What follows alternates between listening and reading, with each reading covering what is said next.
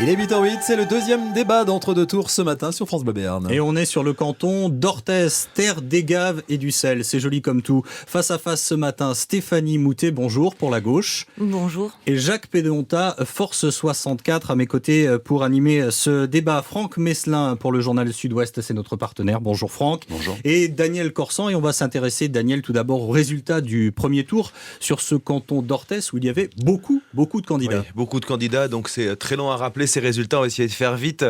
Donc sont arrivés en tête Denis Saint-Pé et Jacques Pédeonta pour Force 64 avec 32% des suffrages, suivi de Claude Serre-Cousinet et Stéphanie Moutet, donc divers gauche, PS dissident, on va en parler avec 21%, sans faire 12,5 des inscrits, il faut le signaler, qualifié parce que deuxième. En troisième position, c'est la candidature du Front National, portée par Déborah Drouot et Pascal Dussart à 16%, on en parlera aussi. Le score des socialistes investis, Cathy Lahut et Jean Sainte-Croix, 13,5% des voix.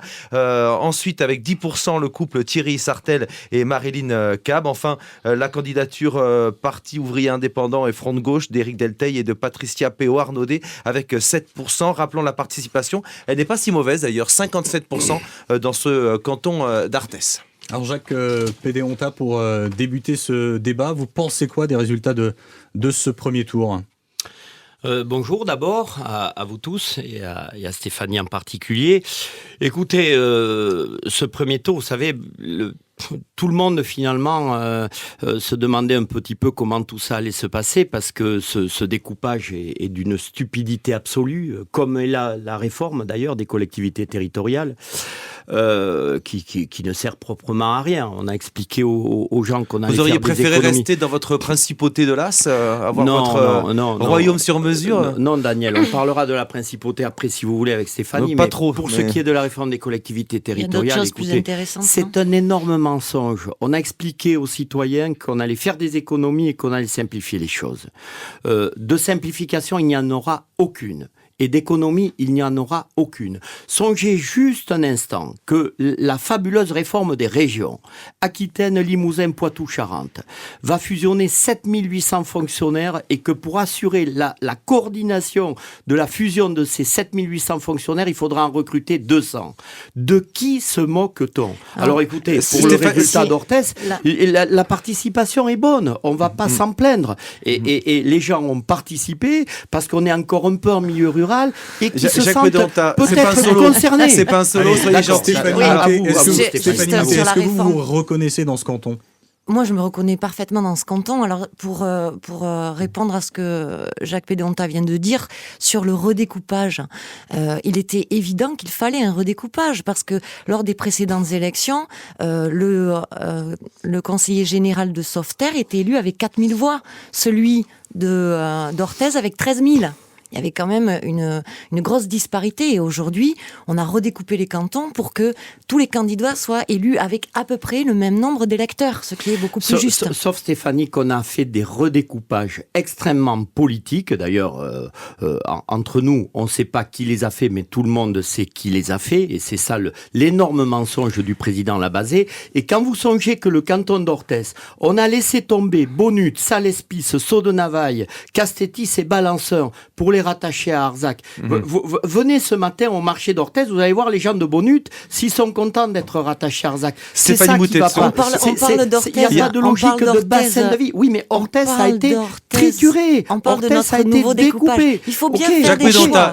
Laissez Stéphanie Moutet répondre, s'il vous plaît. Il faut faire des choix. Tous les choix sont difficiles et on ne peut jamais satisfaire tout le monde. Ça, c'est sûr. Maintenant, je pense que la réforme territoriale, elle va dans le bon sens, en tout cas pour cette disposition, parce que c'était pas juste que le conseiller général d'Orthez a affronté beaucoup plus d'électeurs que celui de Sauveterre. Voilà, maintenant les choses sont rééquilibrées et c'est bien. Il y avait une double primaire, hein, Daniel Corsan, sur ce premier tour et sur ce canton d'Orthez. Et il y a une information intéressante qui est parvenue dans la nuit, hein, comme les informations intéressantes, il y a comme une espèce de dramatisation des choses par Thierry Sartel, qui a fait donc un communiqué de presse qui nous est parvenu tard dans la nuit ou tôt le matin. Alors, il ne donne pas de consigne de vote vote. Franck Messelin, vous l'avez lu, c'est ça. Il ne donne pas de consigne de vote pour oui, pas pour de second consigne de tour. vote du côté de l'équipe de Thierry Sartel qui s'est réunie longuement hier soir. C'est sans doute la raison pour laquelle le communiqué n'arrive que dans la nuit et qu'on en prend connaissance ce matin. Alors, pour clarifier les choses pour tous les auditeurs, Thierry Sartel, étiquette Modem, ancien maire d'Orthès. On attendait évidemment sa décision par rapport à ce deuxième tour. Stéphanie Moutet, c'est une bonne nouvelle pour vous? C'est super, c'est quasiment un appel à voter pour vous. C'est une bonne nouvelle, oui. D'abord, je crois que de manière générale, personne n'est propriétaire de ses électeurs ni de ses voix. Oui. Donc Thierry Sartel fait le choix de ne pas appeler à voter pour qui que ce soit. C'est assez logique magique. Finalement. C'est votre ami Thierry Sartel. Vous avez fait partie de son équipe municipale quand il était maire. Tout à fait. J'ai été son adjoint. Donc au municipal, moi je m'étais présentée au premier tour sur la liste Orthès Écologie et nous avons fait une fusion au deuxième tour, à la suite de quoi donc je suis devenue adjoint de Thierry Sartel et j'ai travaillé avec lui pendant un mandat. Ensuite, j'ai fait le choix de ne pas me représenter.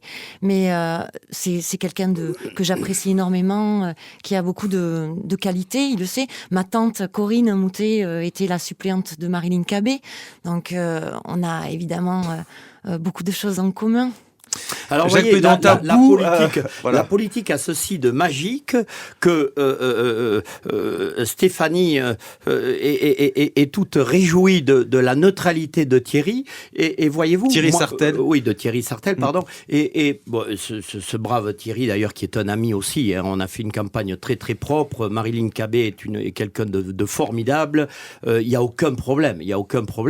Mais de la même manière, moi, je me réjouis de la magnifique position de Jean Sainte-Croix, qui n'a pas démérité, alors, qui a été on va y venir, mais quand même deux mots, parce que non, mais on va y revenir justement. On parle de Thierry Sartel, Jacques Pédontat. Vous êtes déçu par son attitude. Vous pensiez qu'il l'appellera à voter pour vous? Je peux très bien parler de Jean Sainte-Croix aussi. Je suis pas déçu parce que je suis difficulté. d'accord sur une chose avec Stéphanie, ça sera peut-être la seule de la matinée.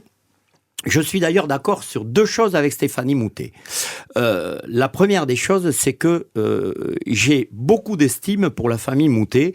Et voyez-vous, je suis très très fier finalement d'être arrivé sur ce canton d'Orthès parce que Jacques Moutet, ancien maire, sénateur, a été un grand bonhomme pour Orthès à l'époque, suivi par René Ricarer, Jacques Destando, bien. Mais la famille Moutet, ce n'est quand même pas rien, c'est des gens formidables. Et donc, première des choses, Stéphanie, que je voulais vous dire quand même. Deuxième des choses sur laquelle je suis d'accord avec elle, c'est qu'effectivement, bon, au final, la position de Thierry Sartel est ce qu'elle est, la position de Jean Sainte-Croix est ce qu'elle est. Et puis, je vous rappelle aussi qu'il y a quand même 16% de Front National sur ce canton et qu'il y a 8% de Front de gauche. Alors, où ça va aller tout ça, messieurs les observateurs de la politique? Où ça va aller? Mais punto de interrogation. Et là où je suis d'accord avec Stéphanie, c'est qu'aucun d'entre nous n'est propriétaire de ses voix. Vous avez beaucoup d'avance sur votre temps de parole. On va laisser répondre à Stéphanie Moutet. Le deuxième tour, c'est une nouvelle élection. On n'est pas un peu dans l'entre-genre orthésien, là, par rapport à la position de Thierry Sartel? Écoutez, je sais pas, moi j'ai entendu Thierry Sartel durant la campagne dire que le fondement même de sa candidature c'était Orthez, c'était de dire il faut que Orthez soit représenté et que dans l'équipe donc justement proposée son par silence droite, pour le second tour vous est clairement favorable. Oui, mais c'est logique, il est logique avec lui-même quand il ne dit rien et qu'il a dit ça pendant toute la campagne. Et c'est vrai, je crois que il faut que Orthez revienne au centre du dispositif, de tous les dispositifs. Ça c'est une nécessité, effectivement. Pour revenir sur le report des voix, etc. Le deuxième tour, c'est une nouvelle élection. De Jean Sainte-Croix et du binôme donc, des deux socialistes investis par le Parti socialiste. Qui, on va dire, comment qualifier la position de... Il faut d'abord rappeler la position de ce binôme pour les auditeurs. Mais eux, ils ne voteront pas pour les candidats dissidents. Jean Sainte-Croix, je pense qu'il a été déçu et que sa réaction est une réaction d'amertume. Il est derrière le Front National. Donc, effectivement, pour lui, c'est vraiment quelque chose qui doit être difficile à encaisser. Maintenant, pour ce qui est du soutien du Parti socialiste, je crois qu'il y a, pour nous, aucune ambiguïté. On a le soutien de David Habib, qui est le député. On a le soutien de Joe Labazé, qui est le président sortant du Conseil général. On a le soutien de Patrice Laurent, qui est le premier fédéral 64. On a aussi le soutien officiel de Bernard Moller, qui est le Conseil général. Clairement, ces candidats. Alors la section d'Orthez, on ne votera pas pour vous. Donc que dire ce matin aux électeurs socialistes d'Orthez, puisque vous avez clairement identifié que l'enjeu était sur Orthez. Ce que je veux dire aux électeurs socialistes d'Orthez, c'est qu'il faut que la gauche conserve ce canton. Donc voilà, il y a clairement une position droite-gauche pour ce second tour, la droite contre la gauche. Et je pense que les électeurs de gauche ne s'y tromperont pas. L'action sociale est au cœur des compétences du conseil départemental. Donc il faut que le conseil général reste à gauche, il faut que ce canton reste à gauche. Il est 8h18 sur France Bleu Béarn, débat d'entre-deux tours sur le canton d'Orthez, et on va revenir sur ce score du Front National, vous l'avez dit, 16%, Daniel Corsan. 16% sur tout le canton, 16% à Orthez également, c'est un score jamais atteint par le Front National sur ce territoire-là. Jacques Pédonta, c'est une surprise, une mauvaise surprise, et évidemment dans la perspective du deuxième tour, est-ce que vous considérez que ce sont des voix que vous pouvez aller chercher, qui doivent naturellement se reporter sur vous, puisque vous êtes le plus à droite des deux candidats qualifiés? Écoutez, tout d'abord, je voulais dire à Stéphanie, pour ce que vous lui disiez avant, qu'Orthez sera pour nous, si nous sommes élus demain, avec Denis Sempé, Alain Baïsette et Isabelle Antier, au centre de toutes nos préoccupations, comme le seront aussi Salis et Sauveterre. Donc, moi je veux bien les clins d'œil appuyés à la gauche et à tout le monde, mais je crois qu'on a démontré nos capacités à défendre cette terre orthésienne, et croyez-moi, on le fera. Pour le FN, pour le FN maintenant, écoutez, on peut faire surprise. En réalité, je pense qu'il n'y a pas grand monde qui est surpris. Qu'est-ce que vous voulez quand les grands médias nationaux, 10 jours avant les élections, ont mis d'une telle manière à l'honneur le Front National, en oubliant juste de faire un peu de pédagogie sur ces élections. Quand, sur vos confrères d'une chaîne nationale d'info en continu, sur 20 minutes d'émission, dimanche fait 10 jours, on cite en quasiment 20 minutes d'émission 20 fois le Front National. Mais qu'est-ce que vous voulez? Je veux dire, on leur fait une publicité magistrale. Pour le reste, je pense que des électeurs Front National, on en a rencontré tout au long de cette campagne. Pour gagner. Parce que je ne vous dis pas qu'on a besoin d'eux, je vous dis juste qu'on en a rencontré, parce que qui sont-ils finalement? Ce sont des agriculteurs au bord du gouffre, harassés de boulot, qui n'arrivent plus à gagner leur vie. Ce sont une classe ouvrière déçue de la gauche, qui est soi-disant là pour les représenter, mais qui les représente plus, parce qu'en cours de route, elle les a complètement oubliés. Ce sont des jeunes diplômés à qui on dit t'as pas encore ta place parce que t'as pas assez d'expérience. Ce sont des chômeurs. C'est tout ça, les électeurs du Front National. Donc, mais qu'est-ce qu'on peut leur dire entre deux tours, pour leur dire pour les convaincre, les faire revenir vers l'un de vous deux? Alors, Stéphanie Moutet. Moi, j'ai pas grand-chose en particulier à dire aux électeurs du Front National, mais je ne comprends pas leur vote. Ces électeurs qui ont voté pour le Front National pour un message, une conviction, une adhésion, vous n'avez rien à leur dire, une désespérance. Je ne comprends pas. Je comprends pas leur vote, parce que si on lit la profession de foi mais est-ce des que candidats, vous comprenez la désespérance qu'il y a quand même? Mais est-ce que c'est parce que je suis une femme que vous permettez de m'interrompre alors que vous avez parlé pendant 35 minutes? Je vais plus vous couper. Un peu moins de 35 minutes. Mais la règle du jeu était qu'on pouvait se couper aussi, donc d'accord. c'est bien Stéphanie Moutet. C'est bien d'animer le débat, non? D'accord. Je vais m'en souvenir pour la suite. Ben allons-y. Donc, tranquille. Les électeurs du Front National, quand on lit la profession de foi du Front National, on ne peut pas entendre qu'on y adhère. C'est juste pas possible. Moi, ce que je dis aux électeurs du Front National, c'est que il ne faut pas perdre espoir en adoptant une position aussi radicale.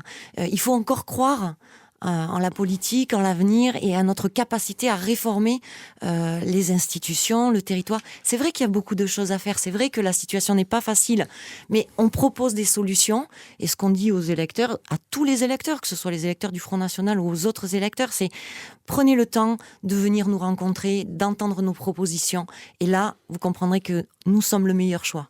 Stéphanie Moutet, vous pensez être assez à gauche pour convaincre aussi les 7% d'électeurs qui ont voté pour le Parti ouvrier indépendant d'Éric Delteil ou le Front de gauche de Patricia Peu-Arnaudet également, parce que c'est un vote qui est fort aussi ailleurs que sur ce canton d'Orthez. Hein. Oui, alors M. Delteil, comme lors des précédentes élections auxquelles il s'était présenté, il adopte une posture nationale. Lui, ce qui l'intéresse, c'est le débat national.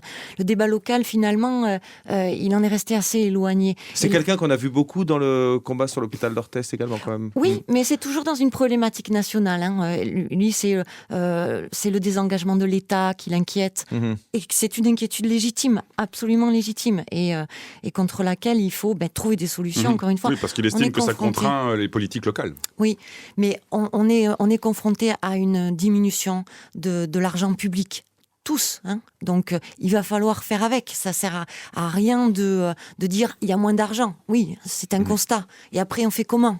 Donc il faut réfléchir à d'autres politiques pour pouvoir continuer de satisfaire notre population, parce que c'est quand même ça l'enjeu de la politique. On doit satisfaire aux besoins de la population. Justement, sur l'hôpital d'Orthez, que peut faire le département ? Que peuvent faire des conseillers départementaux ? Alors Jacques Pédonta, regardez bien la pendule, vous avez 1 minute.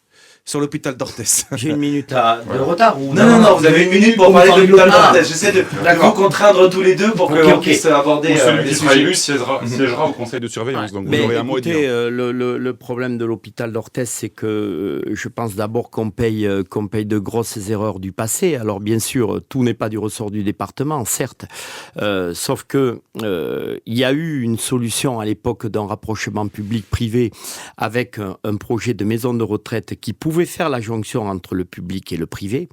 Le seul problème, c'est que la réponse de la validation des 60 lits, de la faisabilité de cette maison de retraite du Conseil général n'a jamais été prise en compte à l'époque. Et puis après, ce qui s'est passé, c'est que le mélange de l'eau et du feu, du public et du privé n'a pas réellement pris. Du coup, beaucoup de temps a été perdu. Et puis voilà, l'ARS a mis la main là-dessus. Et l'ARS, c'est quoi ? C'est l'ancienne DAS, mais qui était à l'échelon du département, et qui est maintenant à Bordeaux, beaucoup plus loin. Le temps perdu pour Jacques Pédonta. Stéphanie Moutet, votre avis ? L'hôpital d'Orthez, effectivement, c'est un enjeu capital. Il faut qu'on conserve un hôpital à Orthez. Ce qu'on a expliqué pendant la campagne, nous, on prône une grande intercommunalité qui réunit les communautés de communes de Sauveterre, de Salis et d'Orthez-Lac. Parce que si on arrive à constituer une entité au centre du département qui va être composée de 75 000 habitants, qui va réunir plus de 100 communes, on sera un interlocuteur crédible pour pouvoir assurer dans notre territoire, au centre du département, les services publics qui nous manquent et ceux qui pourraient disparaître. Allez, il est 8h25 pour 1 minute. Jacques Pédonta, vous avez quelques mots de conclusion avant Stéphanie Moutet qui aura également 1 minute. Ça va trop vite vos affaires. Bon, laissez-nous jusqu'à 9h, s'il vous plaît. Bon, non, là on a un vrai point de désaccord avec Madame Moutet et Monsieur Sercousiner. D'ailleurs, beaucoup plus avec Monsieur Sercousiner que Madame Moutet que je connais. Parce que le débat sur l'intercommunalité, c'est la même tarte à la crème que sur la réforme des collectivités territoriales. Eux prennent une très grande intercommunalité. Erreur fatale. On va éloigner la proximité des citoyens, on va encore un peu plus complexifier les choses. Déjà que la communauté de communes de Lac Orthez a du mal à digérer Orthez, laissons faire les choses petit à petit. Des communautés de communes à taille humaine, s'il vous plaît. Et quand Claude Sercousiner, à la dernière réunion de campagne à Salis de Béarn, nous traite de rétrograde avec nos petites intercommunalités, vous allez me dire que c'est trop court, mais c'est terminé, disant que Jacques les maires Pédonta. du canton de Salis et du canton de Sauveterre sont rétrogrades.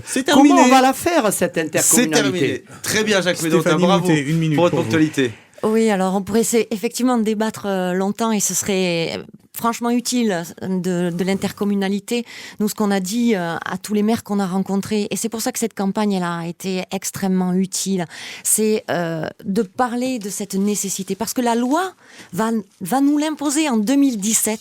La loi nous imposera de réunir les communautés de communes qui ont moins de 20 000 habitants. Donc, c'est mentir aux électeurs, c'est mentir aux maires et aux élus des communautés de communes de Sauveterre et de Salis. Vous prenez la fin de la commune. Vous prenez la fin de la commune. Ils ont le choix de moi, rester j'espère que la loi change. Merci messieurs dames d'avoir été nos invités ce matin. Demain, un autre débat. Nous serons sur le canton d'Oloron. Très bonne journée à vous. Court tout ça, c'est trop court. Merci. C'est court, mais c'est Désolé, comme ça. mais Il est 8h27. C'était très bien.